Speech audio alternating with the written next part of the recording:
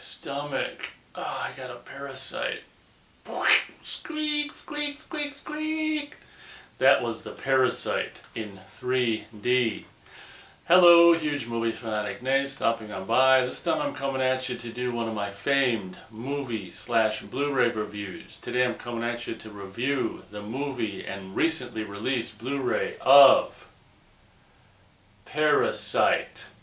And on this Blu-ray, it's got the 2D and the 3D viewing options, which is really exciting. As you can see, it's coming right at you. And as always is the case, I'll review the movie and then I'll review the recently released Blu-ray by Kino Lorber.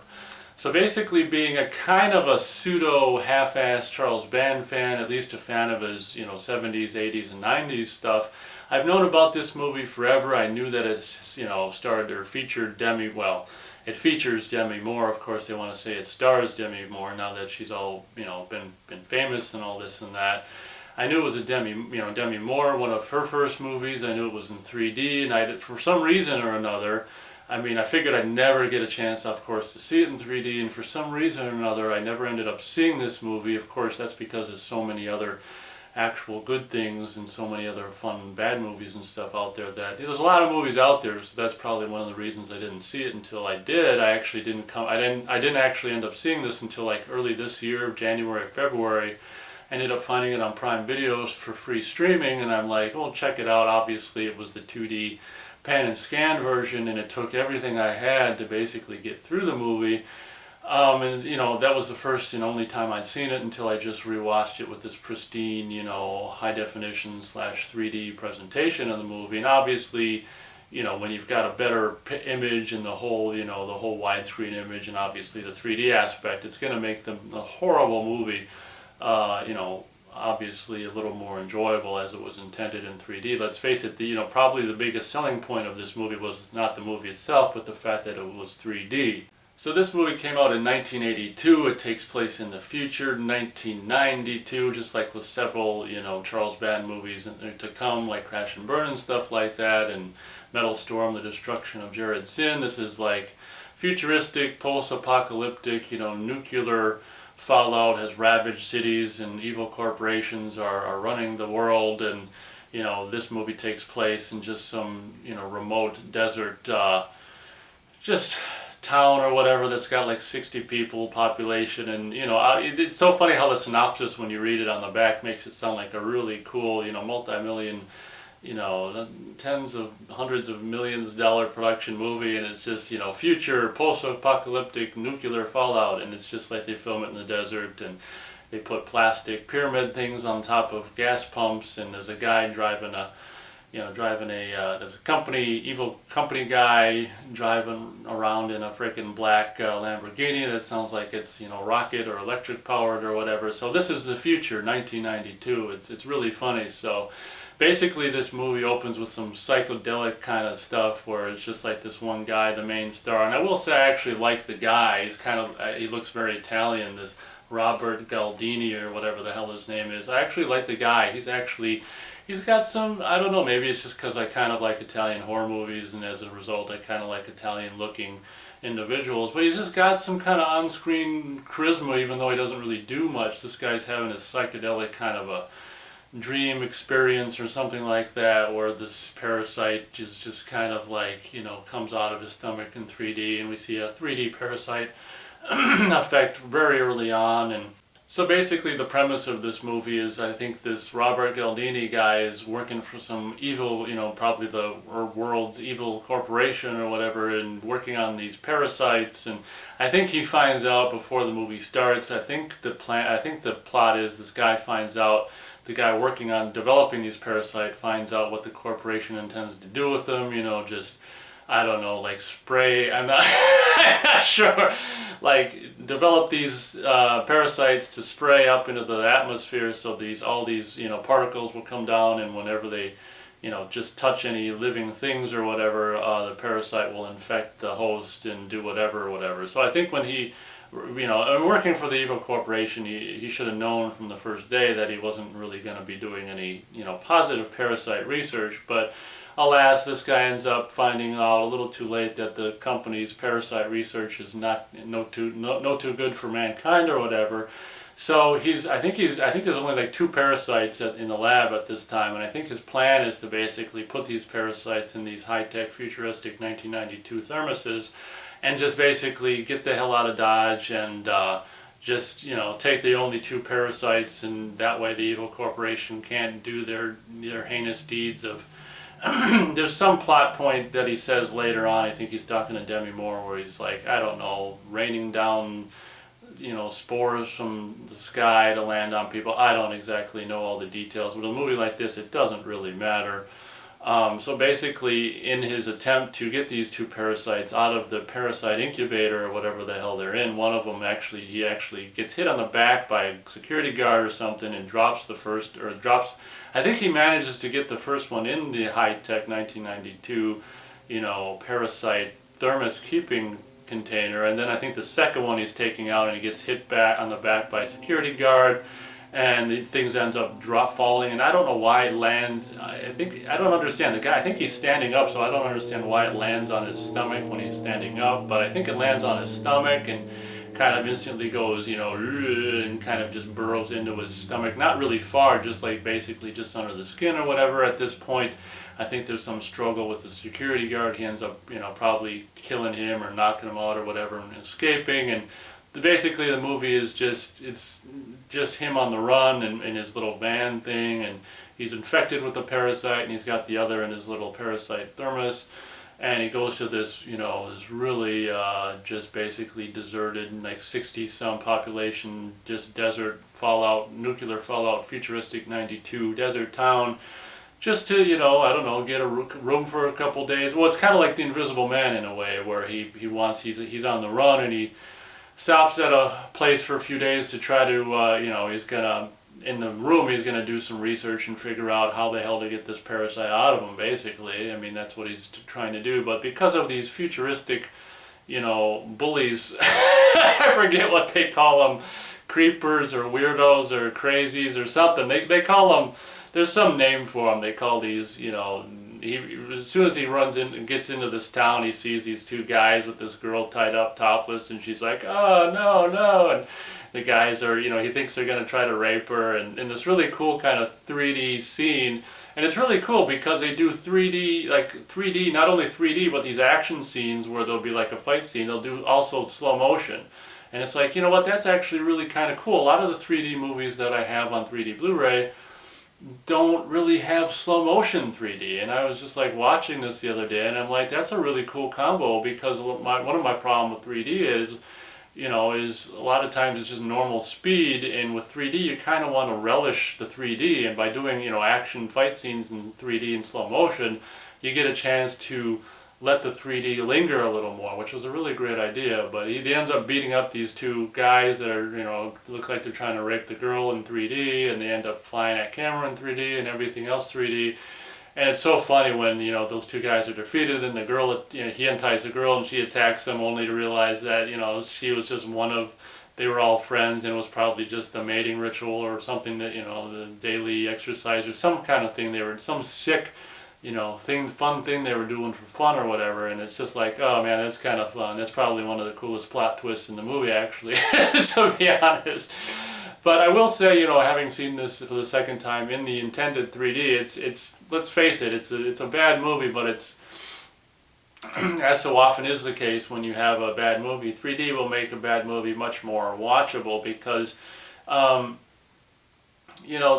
movie's not the all-time greatest 3D movie ever made, but it's got some, for the budget it is, and being a Charles Band movie, it's got some really fun uses of 3D, where you just got guys being thrown out the window in 3D and slow motion, and the guy will come out and kind of land, and there's this one glass piece that kind of comes up into the foreground and is flipping around in slow motion and goes back down. And I mean, that's what I'm saying about filming these 3D action scenes in slow motion, is it really gives the 3D a chance to linger a little more on stuff like that. Like if that had been a normal play, the glass would have come up and like that. gone in and out really quick, but in slow motion that twirly glass in the foreground comes up and lasts a little longer, and it's just like, so that's really kind of cool. So the whole premise of this movie is this guy who just wants to get a room for, a hotel room for a couple days and just do his research to get this parasite out of him. Meanwhile, it looks like he's injecting it with like, what the hell is it called? Just like fruit punch or something like that. Kind of reddish looking fluid he injects in there. I don't think it's really explained what the hell that's supposed to do. It looks like he's feeding it. I don't know why he'd want to feed it. You'd think you could just inject poison into the thing, but then I guess you want to make sure you're not injecting poison into yourself. I'm not exactly sure what he's doing when he's injecting the fluid into the parasite that's just beneath the skin in his stomach, or on top of his stomach, by his belly button or whatever. But that's the basic premise of this movie. This guy, because the whole 10 people population of this town, half of them or more, maybe 80% of them are just these delinquent hoodlums who just give everyone in the town, the rest of the other 2 people a hard time. The only decent people in this town are basically this old woman who's runs the the motel, and this guy who runs the bar / restaurant, and this Demi Moore character who's just some orphan, beautiful orphan who's growing a little garden outside of her house or whatever. So that's the premise. This guy, this poor guy, just wants to go there for peace and quiet, kind of like Invisible Man, and just doesn't get any. So it's funny how it's kind of an Invisible Man ripoff. I didn't even think about it until I just on camera. I'm like, yeah, same thing with Invisible Man, where he just wants some peace so he can do his work. But these hoodlums, and I don't understand. It's like 85 minutes long, but trying to remember it right now, it's just like I don't understand. This guy seems like he's got no time at all just to work on his frickin' trying to cure his parasite thing. And oh god, I know why, because early on in the movie these hoodlums get a hold of him and they steal the other parasite from him in the 1992 futuristic Parasite thermos container thing. So they steal it from him. That's why, and he needs that parasite to do the research. That's why his research gets basically interrupted and ended probably maybe a third of the way into the movie. So okay, now actually reviewing the movie and talking about it out loud, I just realized why his research kind of came to a stop. The rest of the movie is just him struggling with the parasite on himself. I think it's getting slowly bigger or something like that. Maybe if he wouldn't give it fruit punch, it wouldn't get as big so quick. I don't know. And then of course the hoodlums, it's so funny, they're beating this guy up, they're taking his parasite thermos, they're beating him up, the guy's pleading with them, don't open it, you'll die, and they're punching him as he's saying, don't open it or you'll die, it'll kill you, and then they open it, and of course, in 3D fashion, parasite comes right out at camera, and just latches onto some guy's, I don't know if it's part of his chest or whatever. And it's so funny because after it comes out and attacks the guy, then they're all mad at the guy who's told everyone not to open it, you'll die, and then they just keep kicking him and stuff as if he was somehow tricked them into opening it or something. And it's just so funny, these hoodlums and stuff you just get so annoyed with, because it's just like, oh, give me a break. But this one main hoodlum guy looks familiar. I'm pretty sure I've seen him in other movies and stuff. But it's so funny, for as bad as the movie is, there's some kind of frickin' charm about it. One thing being, living in the Midwest and having half the year being a frozen tundra. One thing that I do like about these Charles Band, 70s and 80s movies is they're all like filmed in the desert. And particularly when I saw this for the very first time, watching it in January or February in a frozen tundra, there's, even if nothing's happening in the movie, like with Laser Blast, something about just seeing, the desert, California desert scenery and locations and stuff, like Crash and Burn, some of the very few times, like at the beginning of Crash and Burn, where it's got exteriors and desert exteriors and stuff. I mean, it's being someone who, never lived in the desert or whatever, it's just kind of fun to watch for the desert, atmosphere. And, I gotta say, even though it's a, really, really bad kind of B movie, the cast, there's something about the cast, and just, I don't know, the organicness about it that, don't get me wrong, this movie basically sucks, but there's something about it that is not, I mean, there's so much exterior photography at daylight, desert exterior, that, I kind of give the movie a pass. And like I say, the people they got for the cast to fill the roles of the character people are, are decent on-screen presences. Another thing that's very similar, this movie is very similar to like Laser Blast in a lot of ways, and it's got this guy driving around, this government guy, this government company guy driving around in a fancy car. And I don't know if I mentioned it or not, but this guy drives around in like a black Lamborghini, and it's like, sounds like it's electric or rocket powered Lamborghini, and very similar to the guy who drives around in the Cadillac in the suit and Laser Blast and stuff. And this guy's got a really cool kind of retractable pen laser ray gun that he just goes like this, and it kind of comes from underneath his sleeve, and he grabs it, he's like and so I mean, there's all these kind of cool gimmicks. There's at least one shot, I think, where a laser beam kind of comes out towards towards the viewer and stuff like that. And so there's some things going for this movie.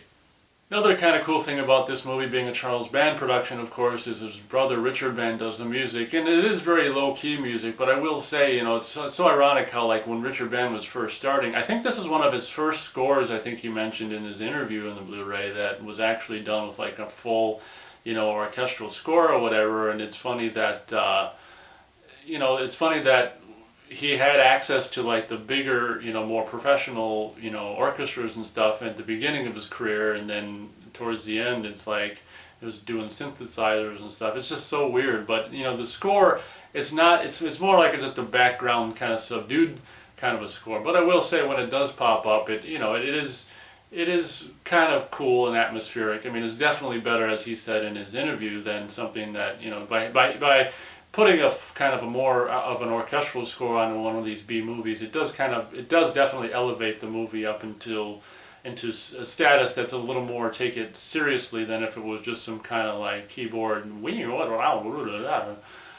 kind of just nonsense music. So it is really interesting that such a low budget movie was shot in 3D first of all, and also had such a kind of a cool high-tech or expensive, classy orchestral kind of a score. And what's really cool about this movie is that it is one of the first I think 3D movies of the 80s. It's one of the first 3D movies before, I'm pretty sure, before Jaws 3, before Friday the 13th Part 3 and stuff like that. So it is interesting how Charles Band in a way kind of was at the very forefront of 3D in the early 80s, so that's pretty cool. So I don't know if there's really any much more to say about the movie and its premise. There's some cool, I mean, let's face it, it's a Charles Band movie, so most of it is like filler, with every now and then really cool 3D stuff happening. It's so funny how there's leave it to Charlie Band to do like a doorknob in 3D, and the door opens and the doorknob's coming at you in 3D. It's just like, only Charlie Band would do a 3D doorknob. But obviously there's some fun 3D Parasite moments where 3D Parasite's on the ceiling and it's dripping goop directly into the camera, then it falls off the ceiling, kind of jumps off, if you will, and towards the camera in 3D. There's probably like 4 or 5 separate instances where obviously Parasite's coming at the camera in 3D. As I said, 3D slow motion fist fights and all this kind of stuff, and 3D, just stuff hanging in the foreground during talking scenes just to be 3D.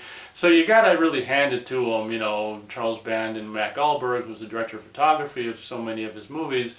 The 3D is, as I said already in this movie, probably the highest selling point, obviously now since Demi Moore kind of became a star, and it's not so much anymore. But I mean, obviously one of the bigger selling points is Demi Moore, of course, which isn't a really big deal. I mean, she's not in the movie very much, and even when she is, it's a negligible part or whatever. I was never a fan of Demi Moore or anything like that, but obviously she's had some of her youngest in this movie, so she's pretty cute or whatever.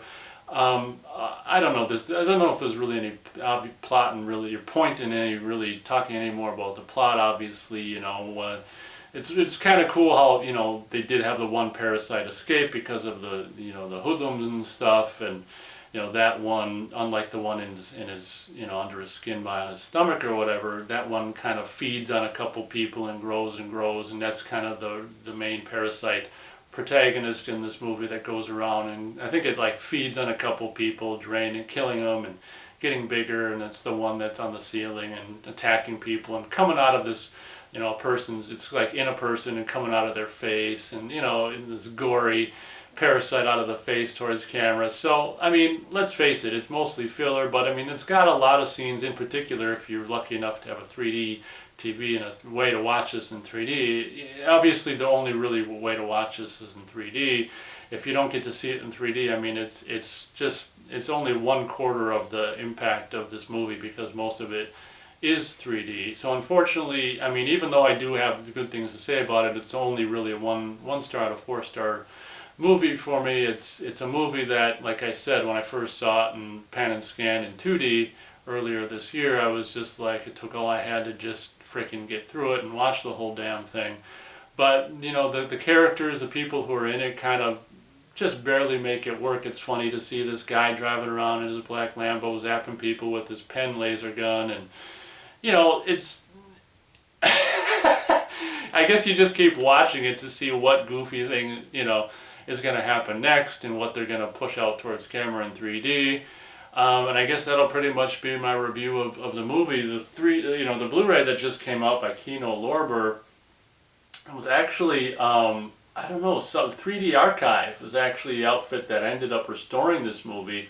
And I gotta say, I really hope, let's hope and hope and hope and hope, and I say this, you know, on so many of these 3D Blu-ray reviews, probably every one I've done, is let's hope 3D Archive or some other outfit similar to, you know, 3D Archive can frickin' restore and give us a Blu-ray presentation of Friday the 13th Part 3 in 3D. That's like the main frickin' 3D movie I want in Blu-ray 3D. So you know, it's kind of hopeful when more of these early 80s lower budget movies come out in 3D, that it's just like, I know that's all rights issues and all this kind of stuff, but I mean, it's just like, please, you know, I mean, who would have thought that Parasite, you know, would get a 3D Blu-ray before Friday the 13th Part 3? It's just so frustrating. But anyway, in the interest of trying to keep this review as short as possible, I'll simply say that the Blu-ray presentation of this, restored by 3D Film Archive and distributed by Kino Lorber on a 2D and a 3D Blu-ray presentation, it should be said that, you know, they're both on one disc, of course. This looks absolutely fantastic. Obviously, I mean, you don't need me to tell you this. This is obviously the best way to see it, especially if you've got a 3D TV and a Blu-ray player. Obviously, seeing this movie in 3D is the way it was meant to be intended, and there's so many, just starting out right off the bat at the very beginning when this guy's, you know, putting his parasites in the thermos and stuff, where, you know, the camera just zoomed, you know, kind of tracks towards this tray, and the tray, you know, in the medical, you know, whatever, the medical room or where he's making parasites or whatever, just comes right out at you, and the tray's like sitting on your lap. There's so many great 3D gimmicks in this movie. 3D doorknob, 3D, you know, whatever, parasite coming at you, parasite slime dripping on you. It's kind of like that thing in Friday the 13th Part 3 where the guy is up above her bed and the blood's dripping out of his mouth onto the camera. It's the same thing where it's like dripping out of Parasite's mouth on, you know, onto camera. So there's so many great 3D gags, and obviously being a movie that's in the 2:3:5 aspect ratio, this is probably the first time on video that it's actually, don't quote me, but it might be the very first time this movie is available on video in the 2:3:5 version as well. So if that is indeed the case, this is like a double whammy to be able to see finally the full screen, or the full 2:3:5 and also the 3D at the same time. It doesn't say on the back, it says DTS, but it doesn't say about 5.1. It turns out that it is in fact in 5.1, and then a two channel stereo surround as well. And I did watch it in 5.1, and there's not really a whole much going on in 5.1 except for when the music comes on. I mean, it's really not something that demands to be heard in 5.1. But it's kind of strange how they don't say in the back whether it's stereo or mono or anything, but it is 5.1, and then I think there's two audio tracks, or two movie audio tracks with 2-channel and 5.1, and then of course there's the commentary by the screenwriter. But I can't stress enough how fun, just like with so many things, you know, Amityville 3D and a lot of the 3D. I am so, you know, I am very, very, very grateful that they did this. 3D Film Archive and Kino Lorber did this, and it, like I say, every time a 3D title comes out, it just whets my appetite for obviously Friday the 13th Part 3 on Blu-ray 3D. Fingers crossed, let's hope someone can frickin' do it sooner than later. But it is really exciting when, you know, every time one of these early 80s 3D movies is available on Blu-ray 3D. So, and this was only, I think this was only $20 on diabolicdvd.com. And I'm like, for that price, are you kidding me? I mean, I knew that I didn't really like the movie, but I knew, I mean, I couldn't pass up on the chance to own and see this in 3D. Very glad I did.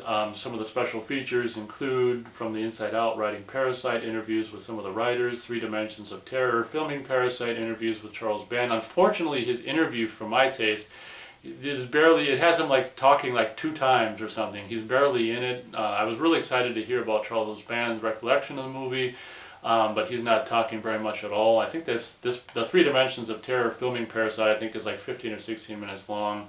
Features Charles Band interviews, co-writer, production manager, art director, and makeup department head. Symphony for Slimy Slugs, composing Parasite, interview with composer Richard Band. It's always, I love the bands. I always love hearing from Charles Band or Richard Band.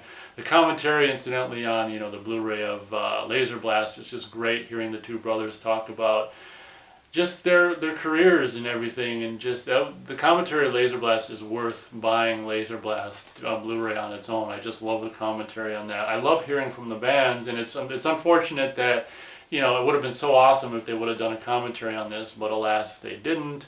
The only commentary you got is from the screenwriter, Alan J. Adler. Restoring Parasite in 3D is a really short thing, which is shorter than I was hoping it'd be. You got 2 TV spots, 3 radio spots, image gallery, theatrical trailer. What can I say? Absolutely dynamite for $20.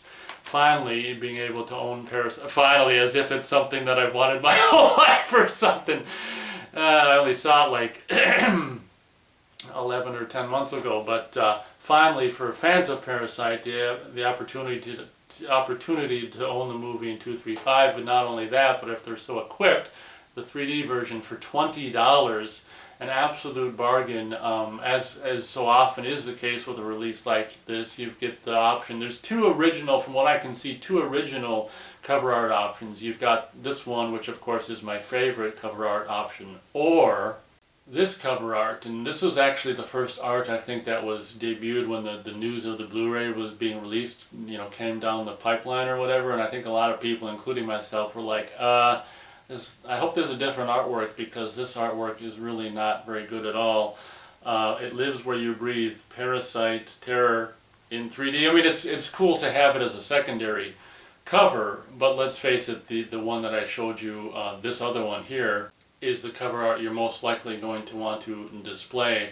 Absolutely, you know, slam bang release from Kino Lorber, and in closing I'll show you the disc. One thing I'm not crazy about Kino Lorber releases is their boring discs. Another thing I don't really like about Kino Lorber releases is their, you know, boring kind of across the board, boring fonts on their spines, which is a kind of Kino Lorber thing that I don't like very much. But not a very recommended movie unless, of course, you can experience it in 3D. Now, of course, with the recently released Kino Lorber Blu-ray, you've got the option to do so, 2D or 3D viewing options, but a not so recommended movie, but a highly recommended Blu-ray release recently from Kino Lorber. Thank you very much for watching this video, and as always, we'll catch you on the next one.